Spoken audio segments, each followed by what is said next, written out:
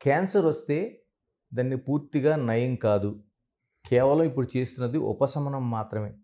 ఇది నిజంగా అపోహ?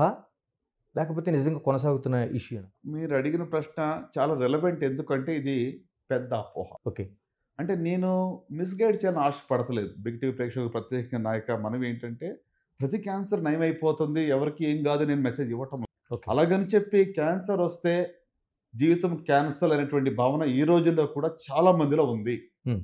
సో నేను చెప్పేది ఏంటంటే, ఎర్లీ డయాగ్నోసిస్ అయితే ముందశలో క్యాన్సర్ కనుగొంటే ఖచ్చితంగా క్యూర్ చేయవచ్చు. స్టేజ్ 3లో ఉన్నా కూడా చాలా వరకు క్యూర్ చేయవచ్చు. స్టేజ్ 4లో ఉన్న వాటిని క్యూర్ చేయలేము.